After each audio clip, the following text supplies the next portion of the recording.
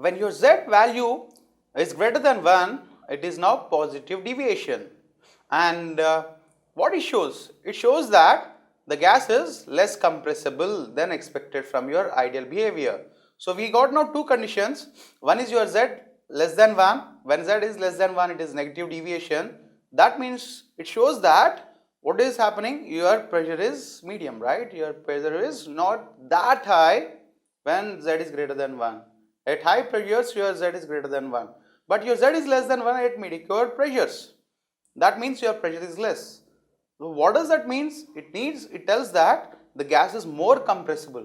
When pressure is less, remember one important thing, that when pressure is more, then the gas is already compressed. So there is no need to compress the gas anymore.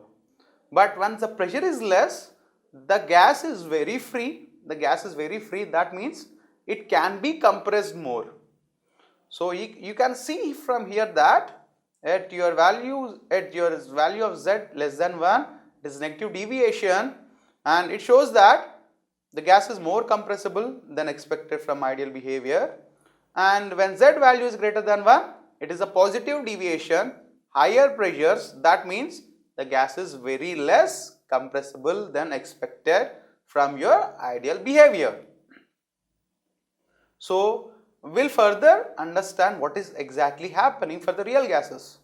So we know that the causes of the deviation from the ideal behavior may be because of the what assumptions in kinetic theory. Just recall the assumptions in kinetic theory of gas. What are the assumptions which are responsible or which are flaws in your real gas concept? Do you remember, students? Yes. The flaws are, the first one is, we have considered that the volume of the gas molecules is negligibly small as compared to the volume of the container or volume occupied by the total gas. This is a flaw. Why? Because each and every gas molecules has certain volume with it. So we cannot neglect this volume of the gas molecules. This is the first flaw or first deviation. Second deviation, we have also considered for ideal gases that the forces of attraction between the gas molecules is 0 or negligible. But remember, there are certain intermolecular force of attraction for any gases. That's why you cannot neglect the forces of attraction between the gas molecules. So remember, the first assumption which we are talking, what is the first assumption again? That the volume of the gas molecules is negligibly small as compared to the volume occupied by the gas.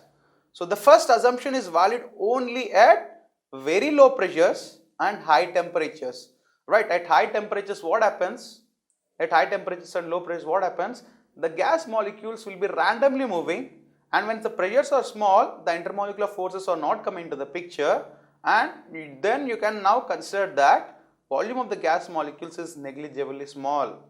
But when the volume occupied by the gas molecules is not negligible, that means once you don't have higher temperature and low pressures, or else I can say, but at low temperatures or high pressures, the molecules being incompressible, the volume of the gas molecules are no more negligible compared to the volume of the gas. Yes, at low pressures and high temperatures I can assume, but that assumption is valid for only one situation, that is low pressure and high temperature.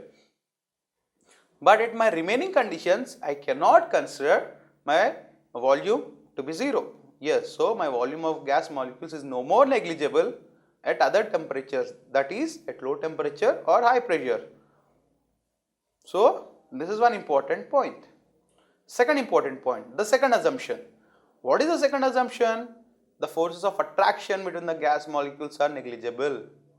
But the second assumption is not valid when pressure is high or temperature is low.